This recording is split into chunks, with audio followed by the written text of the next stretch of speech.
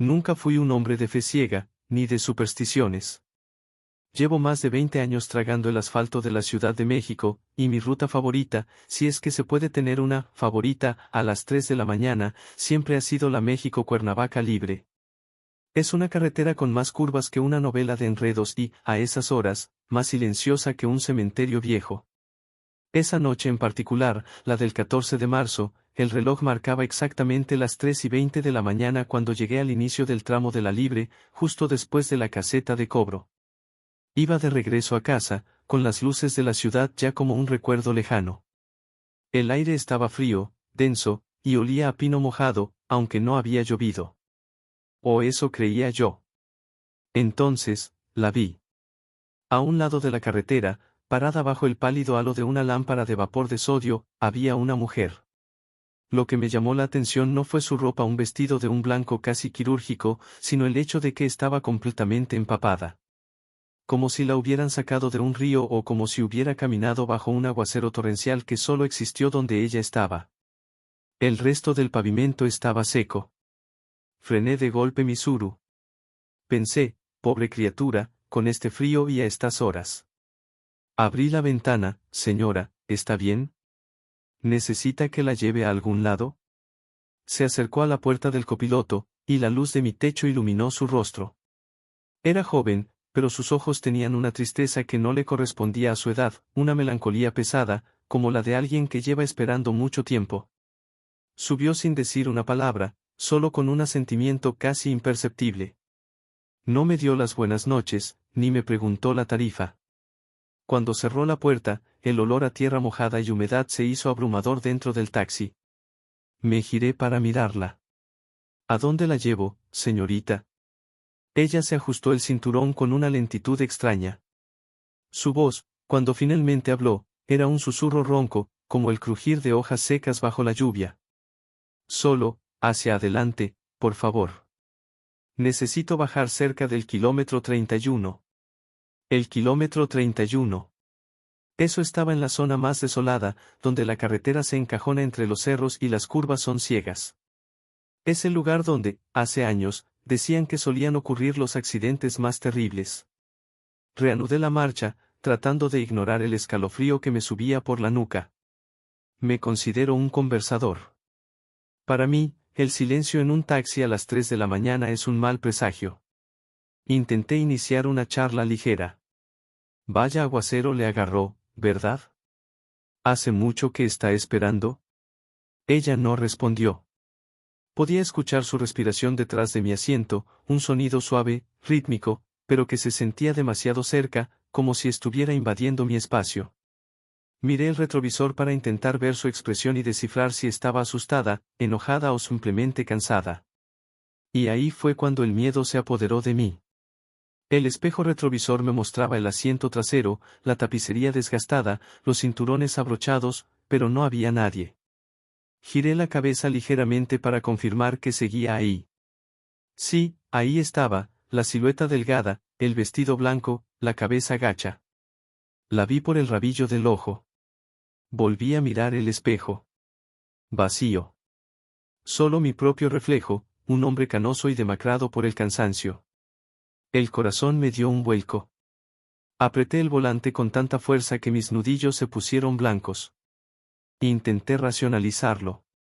Es el cansancio, Efraín. Llevas muchas horas. Tienes que estar alucinando. Pero no. Por más que forzaba la vista, el espejo actuaba como si el asiento trasero estuviera completamente desocupado. La respiración seguía ahí, esa exhalación constante justo detrás de mi oreja, fría y húmeda. Decidí no mirar más el espejo. Me concentré en las luces, en la carretera, en llegar al maldito kilómetro 31 lo más rápido posible. Los minutos se estiraron, volviéndose eternos. Sentía el peso de esa presencia sin reflejo. Era como si el coche estuviera lleno, pero el universo solo reconociera a un ocupante, a mí. Cuando las luces de mi tablero indicaron que estábamos llegando al punto, reduje la velocidad. El indicador de kilómetros marcaba 30.8. Justo antes de cruzar el letrero que anunciaba el kilómetro 31. En ese momento, la voz que había estado tan silenciosa volvió a hablar. Esta vez, se escuchó más clara, aunque infinitamente más triste. Aquí. Aquí está bien. Frené el coche y, antes de que pudiera ofrecerle cambio, ella pronunció una frase que me heló la sangre. Una frase que no era para el taxista, sino un lamento ahogado para el viento. Aquí me dejaron, yo solo quiero volver a mi casa. Me giré, listo para tomar el dinero y verla desaparecer en la oscuridad. Me giré y... el asiento trasero estaba absolutamente vacío. El cinturón de seguridad que la vi abrochar estaba perfectamente extendido. La puerta del copiloto, por donde subió, seguía cerrada con seguro. No había ninguna gota de agua en el asiento de vinipiel, ninguna huella, nada. La sensación de humedad y el olor a tierra mojada desaparecieron en un instante. Solo quedaba el vaho de mi propia respiración. Me quedé paralizado, con el estómago revuelto. ¿Un truco? ¿Un sueño? No, yo estaba despierto. La sentí. Escuché su voz. Pero ahora, solo había nada. Mi mente entró en pánico. Me volteé hacia adelante y pisé el acelerador a fondo, sintiendo la necesidad irracional de huir de ese lugar. Y fue entonces cuando ocurrió la puntilla. Apenas había recorrido 200 metros cuando un auto, un sedán gris, me rebasó y frenó bruscamente a mi lado, haciéndome luces. Bajé mi ventana con el corazón latiéndome a 1000 por hora. El conductor, un hombre de mediana edad con expresión de susto, me miraba fijamente. Oiga, don. ¿Está bien? Me gritó. Lo estoy viendo desde hace un rato y lo vi hablando solo. Parecía que estaba regañando a alguien en el asiento de atrás, discutiendo solo. ¿Todo en orden? Yo solo pude tragar saliva, incapaz de articular una palabra. Apreté el botón para subir la ventana lentamente, miré al hombre, luego a mi asiento trasero vacío, y solo pude asentir con la cabeza, forzando una sonrisa temblorosa. El otro conductor se fue. Yo me quedé ahí, con el motor encendido, viendo las luces rojas desaparecer. No había estado hablando solo. Había estado hablando con la pasajera. Con la mujer empapada que me pidió que la acercara a donde la habían dejado, pero que nunca pudo volver a subir al auto. Desde esa noche, ya no uso la carretera libre después de las 10. Y cada vez que veo un reflejo que no corresponde en mi espejo, mi corazón se encoge. Hay sombras en la México-Cuernavaca que solo viajan con uno. Y te aseguro, nunca he vuelto a atreverme a mirar el asiento trasero a las 3:20 de la mañana.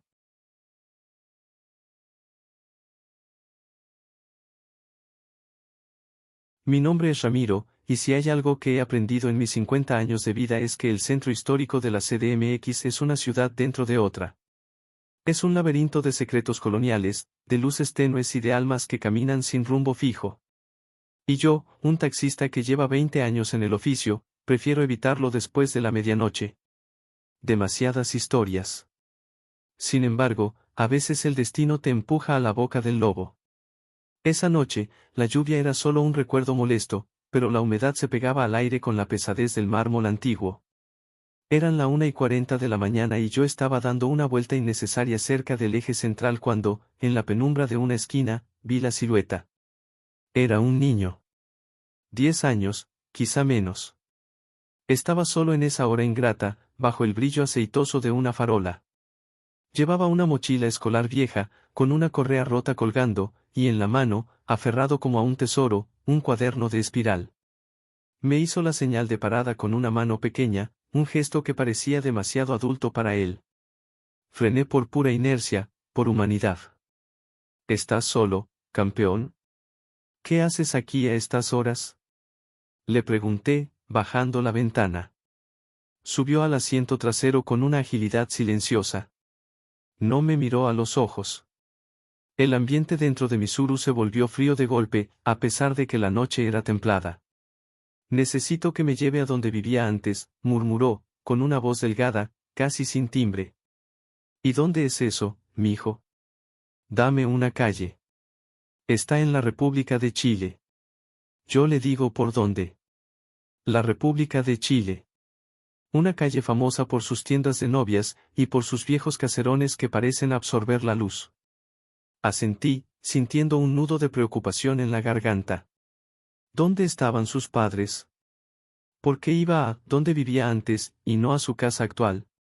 Empecé a avanzar lentamente por las callejuelas. El niño no usaba mapas, no dudaba. Era como si cada ladrillo, cada grieta en el pavimento, estuviera grabado a fuego en su memoria. Aquí, doble a la izquierda, por favor, don. Ahora, 2 cuadras y a la derecha, por San Ildefonso. Sus indicaciones eran precisas y frías. Mientras conducía, intentaba mirarlo por el retrovisor. Lo que veía me inquietaba, una figura quieta, con la mochila hundida y el cuaderno en su regazo. No hacía el ruido que un niño de 10 años debería hacer, no se movía, no jugaba con el cinturón, no preguntaba. Lo más extraño era su olor. No olía a niño, a tierra o a dulces. Olía a polvo viejo y a humedad de madera podrida. Llegamos a la calle República de Chile. Aquí la atmósfera se sentía más densa, más pesada. Las farolas parecían parpadear con más lentitud. Él me hizo avanzar hasta que nos detuvimos frente a un edificio. No era una ruina cualquiera. Era una casona de 3 pisos, de arquitectura colonial, que ahora parecía una boca oscura y enferma. Todos los cristales estaban rotos y una cinta amarilla de la policía, ya descolorida y pegada con moho, rodeaba la entrada. Un lugar que no había visto un alma viva entrar o salir en años. Aquí es, dijo el niño, su voz apenas un suspiro. Pero ya no me dejan entrar. Frené el coche. Apagué el motor. Me giré, dispuesto a preguntarle qué demonios significaba eso y por qué un niño de 10 años estaba solo frente a una escena de crimen abandonada a esa hora. Me giré, y el asiento estaba vacío. El vacío no era solo la ausencia de una persona, era la ausencia de la presencia que había sentido. No hubo ruido de puerta, no hubo viento. Simplemente se había ido. Mi corazón comenzó a golpear mis costillas con una furia sorda. Esto no puede ser. Lo acabo de ver. Lo acabo de escuchar. Me puse la mano en el pecho para calmarme, intentando entender si me había vuelto loco. Y entonces, los faros de una patrulla llenaron el habitáculo. Unos segundos después, un oficial robusto se acercó a mi ventanilla. Vi su expresión, no era la de un policía que pregunta por documentos, sino la de alguien que ve algo fuera de lugar. Buenas noches, don. ¿Está todo en orden? ¿Vino a mirar el edificio? Intenté responder, pero mi voz me falló. Solo logré balbucear un, no, yo, soy taxista. Traje a alguien. El oficial me interrumpió, mirando el coche con una extraña mezcla de lástima y conocimiento. Entiendo. Pero si está por aquí, le informo que esta zona está acordonada. Aquí, hizo una pausa, mirando el caserón con tristeza, aquí encontraron a un niño hace unos meses. Fue un caso de abandono y accidente. Un niño que se escapó y nunca pudo volver a su casa en este edificio. Me quedé helado. El oficial siguió hablando de los detalles del caso, de cómo lo encontraron aferrado a un cuaderno. Pero yo ya no lo escuchaba. Mi mirada se había clavado en el asiento trasero. Ahí, justo en el lugar donde el niño había estado sentado, donde sentí su peso y el frío de su presencia, había algo. Era el cuaderno de espiral.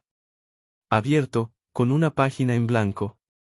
Completamente seco, a pesar de la densa humedad de la noche. Lo levanté con dedos temblorosos. No tenía nombre, solo un dibujo a lápiz, trazado con la desesperación de una mano infantil, el dibujo de mi taxi, con 2 pequeñas figuras dentro, borrosas, una de ellas dibujada en el asiento trasero. Le agradecí al oficial, arranqué el coche y me fui. Conduje hasta el amanecer, dando vueltas por la ciudad, el cuaderno a mi lado. Hoy, lo guardo bajo llave. El centro histórico de la Ciudad de México no es solo de los vivos, se lo aseguro. Y a veces, un taxista como yo se convierte, por un breve y aterrador momento, en la única forma que tiene un alma pequeña y perdida de intentar llegar a casa.